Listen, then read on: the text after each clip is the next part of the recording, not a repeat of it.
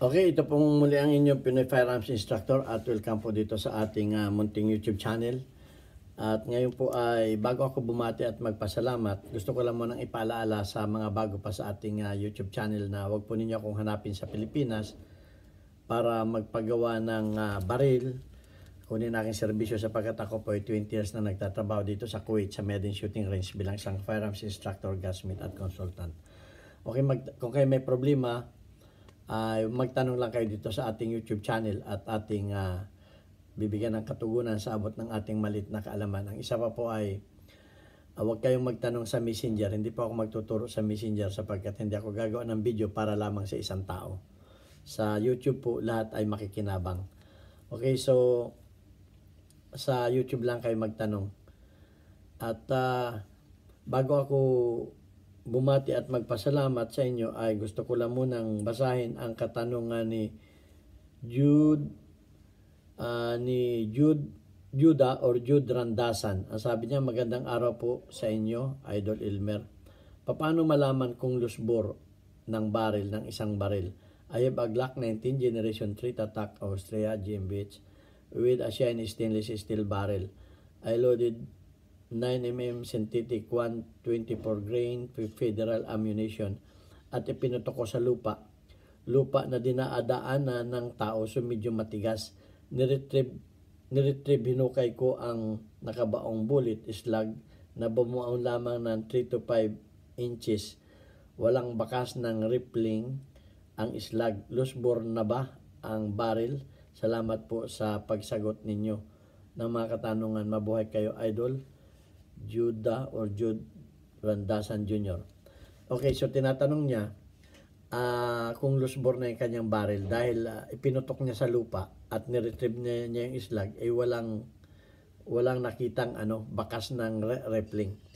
So, bago natin sagutin yan, ay gusto ko lang munang pasalamatan ang ating 39,750 na mga subscribers. Maraming salamat sa pag-share ng ating mga videos dahil para dumami tayo. At ako nagpapasalamat lalo tigit sa mga silent viewers sapagkat tayo ay isang charity vlogger na yung kinikita natin sa YouTube ay itinutulong natin sa 6 na estudyante na ating mga beneficiaries. So maraming salamat do sa mga hindi nag-skip ng ads. At lalo tigit pasasalamatan ko yung nagpadala dito sa ating GCash number. Okay, may bagong nagpadala, si Dennis Sardona ng Pulangi Albay. Okay, maraming salamat sa iyo at shout out sa iyo, Dennis Sardona.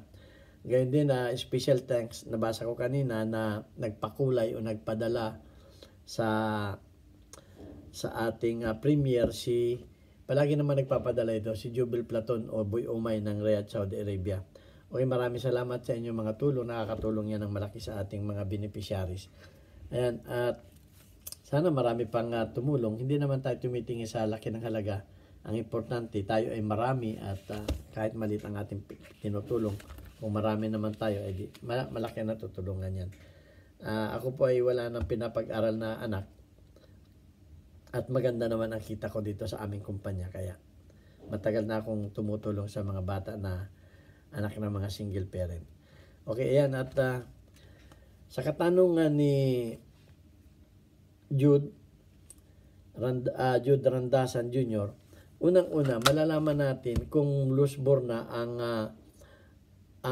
isang bala sa pamamagitan ng malalaman natin sa nakalimutan ko na yung term, sa speed ng bala. Kalimutan ko na yung term dyan. Sa speed ng bala sa pamamagitan sa pag-record sa chronograph machine. So makikita natin kung ilang feet per second ang tinakbo ng bala. At depende rin yan sa lakas ng powder o sa lakas ng bala. Yung sinabi mo na 124 grain, dapat yan ay nasa mga 1,000 plus feet per second. Kung yan ay mas mababa pa, so masabi natin na lusbor. Dahil mahina na, pag lusbor na, natural, mahina na ang pressure. Dapat yan ay mahigit na 1,000 ang pressure. Ibig sabihin yung pressure na create ng powder na nasunog dito. So, sa loob. So, yun ang isa sa malalaman natin na loose bore. At ang isa pa, kung wala tayong chronograph, meron tinatawag na ballistic gel na ginagamit ng mga NBI para yung bala ay ma-retrieve at malaman kung yung kasing ballistic gel, yun ay gel na blocky na may haba na merong 1 meter, na pag tumama yung bala doon sa dulo, halimbawa ito yung ballistic gel, pag pinutok niyan dyan, makikita dito kung ilang feet ang itinakbo ng bala mula doon sa pagkano. So makikita yon. Ay siyempre kung yan ay gaganon lang ang niyan, di malalaman na loose bore na yan, mahina na, hindi na nakarating doon sa dapat yan umabot man lamang ng 2 feet kung yan ay mga 9 mm. So sa 10 meters. So yun ang nakikita. At ang isa pa, yun ay mariretrieve ang bala na walang damage. Ay kung yan ay ipinutok mo sa lupa, siyempre matigas yung lupa, ay hindi mo na makikita yung niyan, yung tinatawag natin na bakat ng barrel, yung rippling, hindi mo na makikita yan. Dahil tumama na sa matigas yan eh. Siyempre pag tumama sa matigas yan, mabubura na yon. Okay, so hindi na natin makikita. Hindi ka mukha nito na makikita mo pa na may mga bakat, yung bakat ng ayan, malinis pa. Ito ay, kaya naman hindi ito masyadong malalim. Ito yung mga squib load, mahina. So, hindi ito nakalampas sa barrel. So, pero, kahit mahina pa, hanggang doon lang yan sa kalahati, may makikita kang bakas dyan. Ang isa pa, na ang mga barrel ang karamihan barrel, hindi ko nilalat, ang karamihan barrel ng mga Glock ay polygonal. Alam niyo yung polygonal, yung land and groove. Okay, may video na tayo dyan. Yung conventional kasi, yun yung makikita natin na pag sinilip natin, matalas yung mga rippling kantuhan. Yung land and groove, parang mga hams yun. Hams, tapos land, tapos groove. Ganun. Parang hams yung kaya talagang na polygonal, parang 5 lamang yung 5 lamang yung kanyang hams do sa loob. Yun. So, hindi natin makikita masyado. Parang pag tinignan lamang natin dito sa ito, parang napipi. Parang may 4 na pipi. So, wala akong sample nun. Parang 4 na pipi. Yung itong bala. So, hindi rin natin makikita doon. So, ngayon, wala naman tayong ballistic gel at wala naman tayong chronograph. Paano natin malalaman na na tanong dyan, paano natin sir malalaman kung yung ating mga barrel ay loose bore na. So papakita ko lamang sa inyo, dadaling ko yung camera ko dito. Kasi marami yung barrel dito na loose bore. Ito na yung mga barrel namin na loose bore. Yan, mga rifle na yan. Mga loose bore na ito. Yan, mga loose bore na yan. So madami pa yan, madami pa niya sa armory. Yan ay, paano na, tanong dyan, paano mo sir nalaman na yan ay loose bore na? Okay, paano mo nalaman na loose bore yan? Okay, kung wala tayo niyan, madali lang, kumuha lang kayo ng target paper o kartulina, ihangir lang natin, ito. At pagka yung tinamaan ng bala, halimbawa ito, halimbawa, wala tayong mas yun. Halimbawa, yung bala ay, excuse me, yung butas ang titingnan natin. Pagka yung butas ay lumuwang, maluwag yung butas. Maluwag, hindi man ito ay, pero ito yung standard na tinamaan niya. Pinaluwang ko na iba dyan Masikip pa yan, masikip pa. Yan, pero kung yan ay maluwag na yung kamukha nito, halimbawa, pinaluwang ko na to, maluwang na yan ay loose bore na, yan makikita ninyo yan ay loose bore na, ito yung hindi loose bore. Okay, maluwang, o di kaya ay humaba na, ibig sabihin yan, bumalagbag na. So, bakit nangyayaring maluwang yung tinamaan ng loose bore? Kasi pag loose bore na yan, maluwag na yung head. Maluwag na yung head. Eh, kasi hindi natin ito mariretrieve kung ipuntutok natin dito. Wala tayong ballistic gel eh. Maluwag na yung head. So, pag dumaan sa loob ng baril yan, maluwag yan, gumaganyan yan. So, pag lumabas sa baril yan, gumaganyan na rin yan. Gumaganyan na rin yan. At yan ay hindi na tuwid yan. Hindi na tuwid. Yan ay pupwedeng nakaganyan na yan. Nakaganyan na pag yan ay tumama na. So, pag tumama na sa target, ay maluwang na. Maluwang na ang tinamaan. So, mahina na ang penetration niya kung yan ay inano natin. So, hindi natin makikita ang penetration sa lupa. Kasi nga, depende. Sinabi, matigas na yung lupa. Eh, siyempre, hindi natin alam kung mga anong tinamaan. Baka may tinamaan pa yung mga maliliit na bato dun. So, madideform na talaga yung bala. So, dito lang ninyo ilagay sa target. At pag nakita ninyo, kumuha lang kayo ng basyo o bala. Ilagay lang ninyo yan doon sa ano. Iganyan lang ninyo. At pag yan ay masikip, hindi pa loose bore yan. Pero pag maluwang na yan, kamukha nung demonstrate ko dito, pag maluwang na ganyan yan, at nahuhulog na, pag ginanan nyo yung bala nahulog na yan, so, pag nilagyan ninyo yung basyo at nahulog na ganyan, maluwag na yan. So, ang ibig sabihin nun, loose bore na yun, maluwag na yung ano. So, ganun lang ang pag-check para malaman natin na loose bore na. Kasi nga, pag loose bore na, ang bala hindi na nag-i-spin, hindi na pag ang bala pag hindi na nag-i-spin yan ay hindi na tuwid yan. Pagdating sa mga 15 meters o 25 meters, hindi na tuwid ang takbo ng bala. Bumabalagbag na yan. Bumabalagbag na, gumagano na yan. Ganyan na ang dating yan. Kaya pag tumama yan, nakaganyan na, hindi yung nakaganon. Hindi nakaganyan. So, yun lang ang malalaman natin. Kaya napaka-importante ng rippling sa ating